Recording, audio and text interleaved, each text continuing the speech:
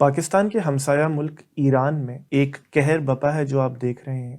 اور ایک معصوم لڑکی کو حجاب نہ پہننے پر بے ایمانہ طور پر مار دیا گیا، اور اس کے بعد پورے ایران میں ایک انقلاب کی سی کیفیت ہے۔ اس معاملے کو جو لوگ علماء کو صحیح نہیں سمجھتے، جو سمجھتے ہیں کہ مذہب یا خاص طور پہ اسلام تمام مسائل کی جڑ ہے، وہ اس کو یہ کہہ رہے ہیں کہ یہ ملا کا اسلام اس طرح کا ہے، یہ ملا نے، مولوی نے، اور جب وہ ملا کہتے ہیں تو تضحیک آمیز لہجے میں اور تضحیک آمیز سوچ کے ساتھ کہتے ہیں کہ یہ ملا نے اس طرح کا کام کر دیا ہے جس کی وجہ سے نہ ہیومن رائٹس رہے ہیں، نہ وومن رائٹس رہے ہیں، نہ سوچنے کی آزادی رہی ہے، نہ سانس لینے کی فضا موجود رہی ہے۔ اور چند لوگ اس تمام جو معاملہ ہو رہا ہے اسے انقلاب سے جوڑ رہے ہیں کہ ایران میں اب ایک انقلاب آنے والا ہے۔ اس تمام سچویشن کو میرے خیال میں لوگ صحیح طرح نہیں دیکھ رہے، اور اسے سمجھنے کے لیے ہمیں 4 نکات پر بات کرنی پڑے گی۔ سب سے پہلا نکتہ یہ کہ کیا اس لڑکی کے ساتھ غلط ہوا؟ کیا جب انہیں حجاب نہ پہننے پر مار دیا گیا تو کیا یہ غلط ہوا؟ دنیا میں کوئی بھی ذی شعور آپ کو یہ کہے گا کہ ہاں غلط ہوا، لیکن جب آپ اس کی تحلیل کریں گے، اس میں اتر کے دیکھیں گے،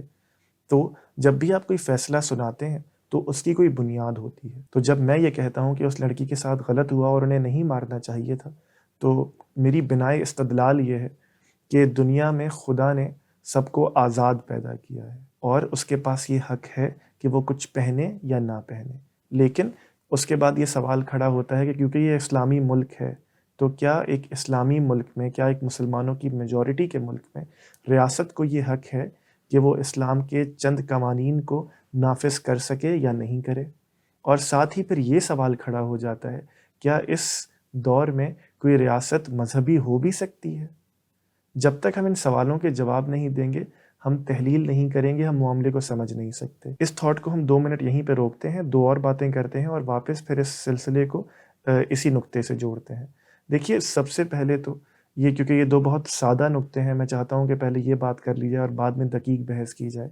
کہ اگر تو آپ جبر کے ذریعے،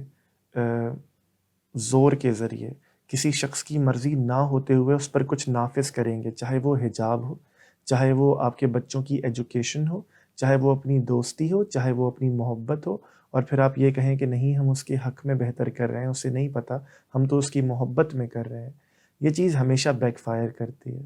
کیونکہ ہیومن سائیکالوجی ہے، انسانی نفسیات اور جبلت کا حصہ ہے کہ انسان دل سے جو چیز قبول نہیں کرتا، وہ ایک حد تک تو دل کو مار کر اسے اپنا سکتا ہے، اس کے بعد وہ ریئیکٹ کرتا ہے، اور کیونکہ اس نے دل سے قبول نہیں کی ہوتی، تو جب اسے موقع ملتا ہے یا جب حالات سازگار ہوتے ہیں، وہ اس چیز کو اٹھا کے پرے پھینکتا ہے۔ تو اس میں ہمارے لیے یہ نکتہ بہت اہم ہے کہ ہماری وہ قومی زندگی ہو، ہماری وہ ذاتی زندگی ہو، ہماری وہ معاشرتی زندگی ہو، ہمارے وہ ذاتی فیصلے ہوں، معاشرتی فیصلے ہوں، معاشی فیصلے ہوں، محبت کے، نفرت کے، رشتوں کے فیصلے ہوں، اس میں دوسرے کی مرضی،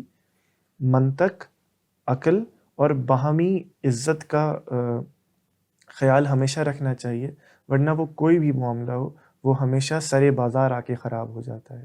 یہ 2 بہت بنیادی نکتے تھے۔ اب واپس ہم سلسلہ کلام وہیں سے جوڑتے ہیں کہ جہاں سے ہم نے توڑا تھا، کہ اس ماڈرن دنیا میں، آج کی دنیا میں، کہ جب تمام ہی اسٹیٹس نیشن اسٹیٹس ہیں، ایک ریاست کی ذمہ داری کیا ہے اور اس ریاست کے حقوق کیا ہیں؟ تو یہ جو نیشن اسٹیٹ آج کے دور میں بنی ہے، یہ صرف اس بنیاد پہ بنی ہے کہ انسان اپنی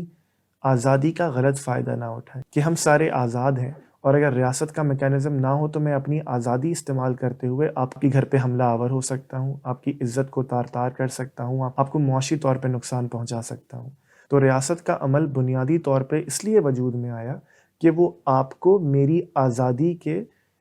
پاگل ہونے سے بچائے، میری آزادی کو پھلانگنے سے آپ کو بچائے، اور اسی طرح آپ کی آزادی کو پھلانگنے سے میری حفاظت کرے۔ تو اسی ریاست کے مینڈیٹ میں یہ سوال اٹھتا ہے، کیونکہ ابھی بھی ہم ایران میں حجاب کی بات کر رہے ہیں،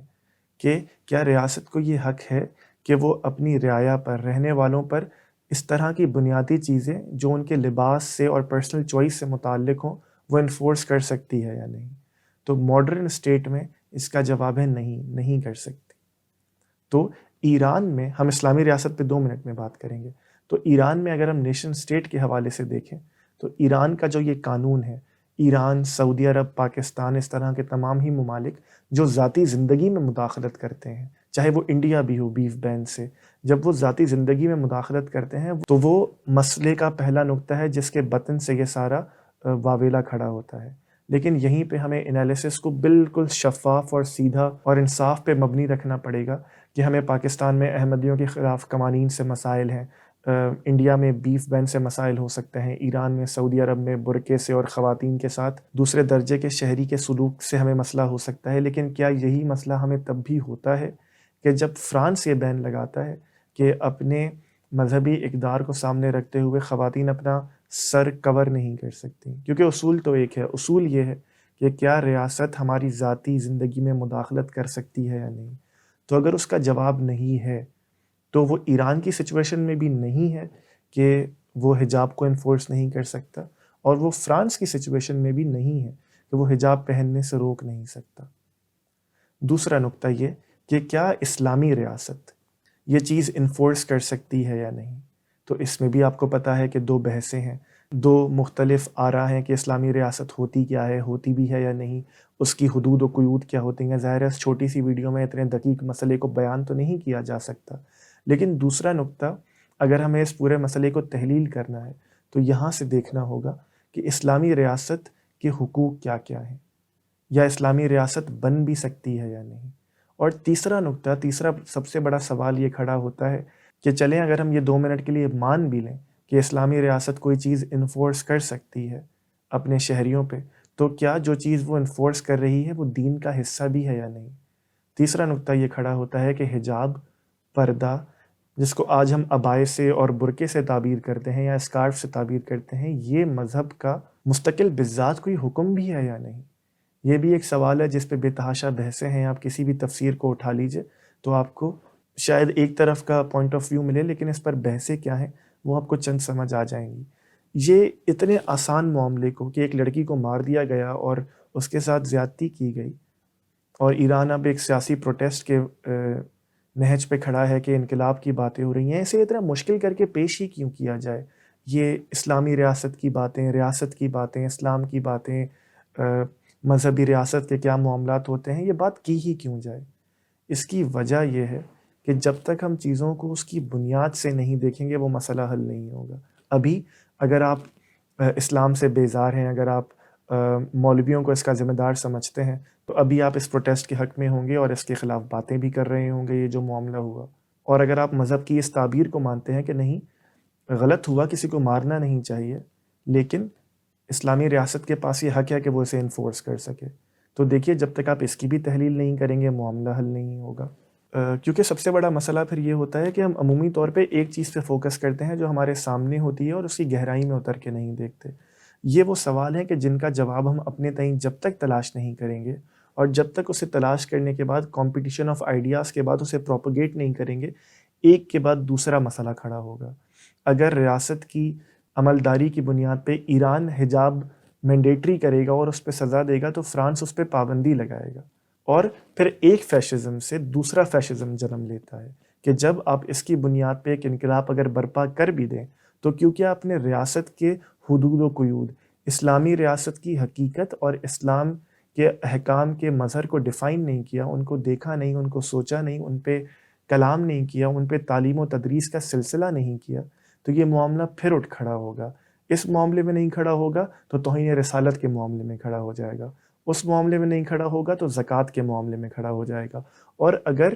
اسلامی نقطہ نظر سے بالکل کھڑا نہ ہو تو ریاست کی حدود و قیود کیا ہیں؟ کیا پاکستان کی طرح کوئی ریاست کسی حصے کو نان مسلم قرار دے سکتی ہے؟ یہ مسئلہ اپنی جگہ پہ موجود رہے گا. کیا فرانس کسی پہ پابندی لگا سکتا ہے؟ یہ مسئلہ اپنی جگہ موجود رہے گا. کیا انسٹیٹیوشنل لیول پہ آپ کسی کے ساتھ ڈسکرمنیشن کر سکتے ہیں؟ یہ اپنی جگہ مسئلہ موجود رہے گا. تو جب تک ہم ان بنیادی سوالوں کے جوابات نہیں ڈھونڈیں گے ہم ان دنیا کے بہت بڑے مسائل کو حل نہیں کر سکتے. اسی کے ساتھ یہ نقطہ اٹھتا ہے کہ بھائی اگر میں یہ سوال کا جواب ڈھونڈ بھی لوں اور ایک نتیجے پر پہنچ بھی جاؤں تو یہ ریاست کے مسئلے میں کیسے حل کروں گا؟ وہ اس طرح حل ہوں گے کہ آج ہم جس دور میں رہتے ہیں وہاں بات سنی جاتی ہے اور سنائی جاتی ہے، وہاں بات کہی جاتی ہے، کہلوائی جاتی ہے، اور اس کا کہیں نہ کہیں بے شک بہت تھوڑا سا اثر ضرور ہوتا ہے کہ جب ہم ایک نتیجہ فکر پہ پہنچ کر، اگر آپ اسے کسی بھی طرح سمجھ لیجیے، ہم حجاب کی بات کر لیتے ہیں کہ حجاب ریاست انفورس کر سکتی ہے یا نہیں، اگر آپ اور میں دو الگ نتیجے پر پہنچے ہیں اور اپنی رائے کو ببانگ دہل بیان کر رہے ہیں اور اپنی رائے سے آپ نے میجورٹی کو کنونس کر لیا، تو ڈیموکریسی کا حسن یہ ہے کہ جب آپ کی اتنی میجورٹی ہو جائے گی ارباب حل و عقد میں، اور وہیں سے پھر لوگ آہستہ آہستہ پارلیمنٹ میں جا کے قانون سازی کے موقع پر آئیں گے، تو وہ اس قانون کو یا تو ریورس کر سکتے ہیں یا بہتر کر سکتے ہیں۔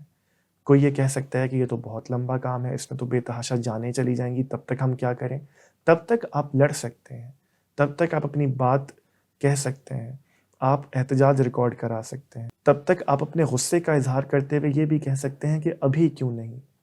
آپ سب کچھ کر سکتے ہیں، لیکن جو چیز آپ نہیں کر سکتے وہ یہ کہ آپ اس تمام عمل سے، ان تمام چیزوں سے دیر پا حل نہیں تلاش کر سکتے، آپ پرماننٹ پریکٹیکل سولوشن نہیں تلاش کر سکتے، کیونکہ ذہن میں بنیادی حیثیت میں سوچنے کی غلطی ہے، چیزوں کو اپروچ کس طرح کیا جانا ہے وہی کیونکہ ہم نے حل نہیں کیا۔ تو آج ہم اگر ایک مسئلے پر کھڑے ہیں اور اس پہ جانے جا رہی ہیں، تو بے فکر رہیے کہ جب تک یہ مسئلے ہم ذہنی طور پر حل نہیں کریں گے، کل کو دوسرا مسئلہ کھڑا ہو جائے گا اور وہ اس سے بڑا ہوگا، اور جس طرح دنیا میں اب سوشل میڈیا کے ذریعے آگ لگتی ہے، اس کا ایفیکٹ بے تحاشا نہ صرف اس ملک پر، خطے پر، جنڈر پر ہوگا، بلکہ وہ آگ اپنے آس پاس کے ممالک، اپنے اسی سوچ رکھنے والے قبیلے، چاہے وہ مذہب کے زاویے سے ہو، زبان کے زاویے سے ہو، رنگ کے زاویے سے ہو، نسل کے زاویے سے ہو، سب کو اپنی لپیٹ میں لے لے گا۔ ویڈیو دیکھنے کا شکریہ۔ اگر آپ کو ہمارا کام اچھا لگتا ہے تو اس ویڈیو کو لائک کیجیے، کامنٹ کیجیے اور چینل کو سبسکرائب کیجیے۔ اس سے ہوگا یہ کہ آپ کے لائک اور کامنٹ کی وجہ سے یوٹیوب یہ ویڈیو زیادہ لوگوں کو ریکمینڈ کرے گی، اور ساتھ ہی اگر آپ چاہتے ہیں کہ آپ ہمارے کام کو سپورٹ کر سکیں تو پیٹریون، پے پیل اور ایزی پیسہ کے ذریعے آپ ہمیں سپورٹ کر سکتے ہیں۔